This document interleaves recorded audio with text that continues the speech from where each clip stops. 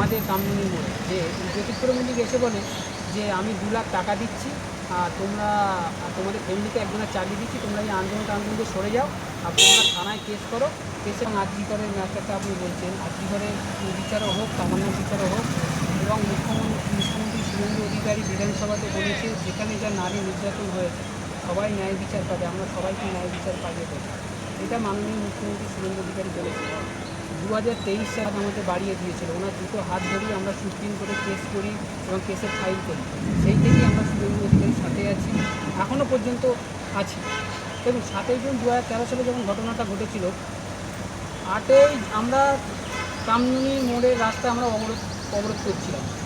বিগত 1 সপ্তাহ ধরে অবরোধ করছি। আমাদের দাবি একটাই ছিল যে মাননীয় মুখ্যমন্ত্রী একবার আমাদের এখানে এসে দেখুন ব্যাপারটা, কীভাবে আমাদের উপরে টর্চার অত্যাচার হয়েছে, আগেও হয়েছে, যে সেগুলো প্রকাশ্যে আসেনি, কিন্তু এইটা বেশি বাড়াবাড়ি হয়ে যাওয়ার জন্যই প্রকাশ্যে এসেছে।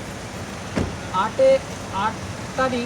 জুন 2013 সালে এবারে জ্যোতিপ্রিয় মল্লিক আজকের মাধ্যমে যে বিচার হবে। আমি জ্যোতিপ্রিয় মল্লিককে বলতে চাই, যদি আপনার পরিবারের মেয়ের ওপরে যদি এরকম গণধর্ষণ ও খুন করতো, আপনি কি 2 লাখ টাকা নিতেন বা আপনার ফ্যামিলিকে একজনকে চাকরি নিতেন? তিনি বলেছিলেন তোমরা আন্দোলন থেকে সরে যাও, 2 লাখ টাকা দিচ্ছি আর ফ্যামিলিকে একজনকে চাকরি দিচ্ছি, যেমন আন্দোলন করে কি কোনো লাভ নেই, বিচার তোমরা পাবে। তা বিচার তো আমাদেরকে চোর সরকার তো আমাদের দিয়েই দিয়েছে, সেটা আমরা দেখেছি, সারা রাজ্যের মানুষ দেখেছে। এবারে দেখুন, আমরা প্রথম থেকেই বলছি যে আমাদের কেসটার প্রমাণ লোপাট করা হয়েছে, পোস্টমর্টম রিপোর্ট থেকে, ফরেনসিক রিপোর্ট থেকে, মেডিকেল রিপোর্ট থেকে সমস্ত তদন্ত হয়েছিল। দেখুন, আমরা প্রথম থেকেই দাবি রেখেছিলাম যে আমরা সিআইডি চাই না, আমরা সিবিআই চাই। তখন রাজ্যের ক্ষমতা ছিল মমতা বন্দ্যোপাধ্যায়ের সরকার।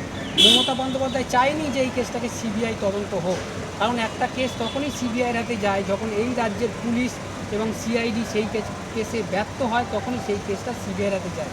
উনি আমাদের কথা না শুনে এই কেসটা সিআইডির হাতে দেয়।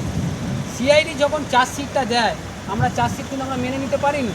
চার্জশিটে এমনভাবে সিআইডি চার্জশিটটা সাজিয়েছে কিন্তু বিনীত গোয়েল, তখন উনি ক্ষমতায় ছিল 2013 সালে সিআইডি দপ্তরে ক্ষমতায় ছিল বিনীত গোয়েল।